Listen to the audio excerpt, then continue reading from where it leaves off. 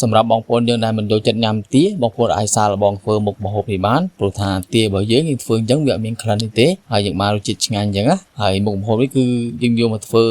ទាតកួនបងប្អូនរសជាតិគេថាឆ្ងាញ់មែនទែនបាទហើយបន្តិចទៀតគឺទៅតាមដានទស្សនានេះធ្វើនិងគ្រឿងផ្សំជាមួយគ្នាទាំងអស់គ្នាហើយនេះគឺជាគ្រឿងផ្សំ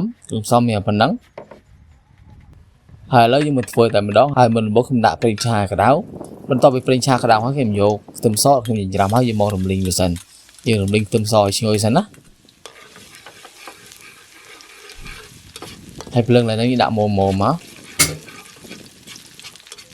ដល់ពេលខ្ទឹមសវាឈ្ងុយហើយខ្ញុំដាក់គល់ស្លឹកគ្រៃគល់រំដេងល្វិសើចដែលយើងដំទូៗហ្នឹងចូលមកហើយយើងរំលីងវាម្ដងទៀតយើងរំលីងវាឈ្ងុយជុំគ្នាមកដល់ពេលវាឈ្ងុយប៉ុណ្្នឹងហើយខ្ញុំដាក់ម្ទេសប្លោកកិនយកទៅហើយយើងឆាវាមកឲ្យវាឈ្ងុយដូចគ្នាហើយម្ទេសប្លោកក្រៀមនេះដាក់ដើម្បីយកពណ៌យើងដាក់ប៉ុណ្្នឹងពណ៌វាស្អាតហើយសាច់ទារបស់យើងយើងកូរវាសប់មក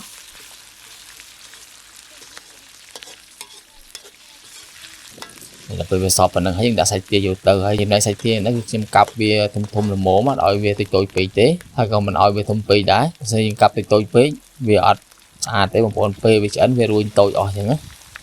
ហើយយើងកូរវាមក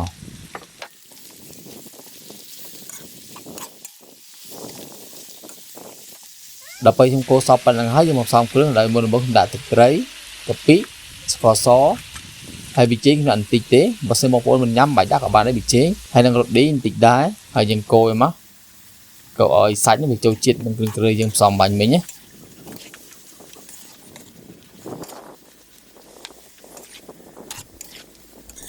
ហើយកន្លែងហ្នឹងយើងអាចបន្ថែមភ្លើងបាន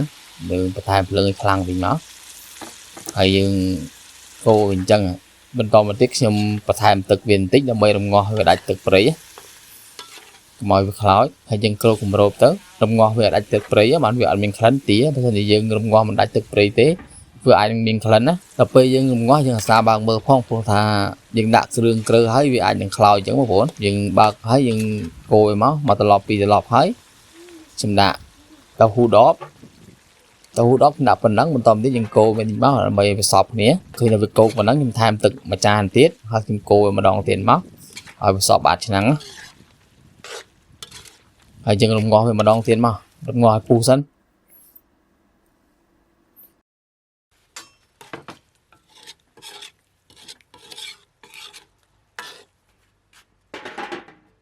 បន្តវាពុះហើយយើងបើកកម្រងយើងកូរម្ដងទៀតហើយនេះខ្ញុំដាក់ចក្រានខ្ជុំហ្នឹងណាព្រោះថាយើងរំងាស់វាយូរដើម្បីឲ្យវាផុយយើងធ្វើឲ្យផុយមិនឆ្ងាញ់ទៅទៀតហ្នឹងដល់ពេលបានប៉ុណ្ណឹងហើយខ្ញុំដាក់ខ្ទិះដូងចូលទៅហើយយើងកូរវាម្ដងទៀតកូរវាសព្វគ្នាមកហើយភ្លើងឡើងហ្នឹងយើងដាក់ខ្លាំងមកដើម្បីឲ្យវាលហាផុយអញ្ចឹងណាហើយយើងរំងាស់វាម្ដងទៀតនេះឥឡូវវាពុះម្ដងទៀតហើយបងប្អូនគឺថាសាច់ទារបស់យើងវាឆ្អិនហើយជាបន្ទាប់ខ្ញុំមកចៀនតៅហ៊ូហើយនឹងត្រាវខ្ញុំដាក់ពីរមុខហ្នឹងបន្លែហើយយើងចៀនឲ្យឆ្អិនមក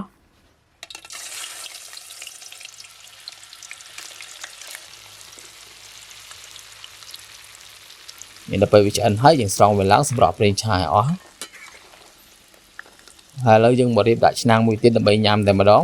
ហើយបើសិនបងប្អូនធ្វើច្រើនបងប្អូនអាចរំលែកពីអញ្ចឹងញ៉ាំយ៉ាងដាក់មួយចានទៅតាមសមាជិករបស់យើងហើយខ្ញុំដាក់មីស៊ូតកួនហើយនឹងបន្លែយើងជៀនហាំបាញ់មិញហ្នឹងចូលមកហើយប៉ុណ្ណឹងជាការស្រ័យយើងអាចយកមកជ្រលក់នឹងទឹកជ្រលក់យើងបានហើយខ្ញុំប្រាប់តាំងពីដំបូងអញ្ចឹងបើសិនបងប្អូនមិនចូលចិត្តញ៉ាំទាបងប្អូនអាចសាកល្បងធ្វើអញ្ចឹងបានដឹងតែជាប់ចិត្តហើយបាទហើយសម្រាប់វីដេអូនេះគឺមានប៉ុណ្ណឹងទេបាទសូមអរគុណរកតាមដានទស្សនារបស់បងប្អូនតាពីដើមរហូតដល់ចប់បាទសូមអរគុណសូមជម្រាបលា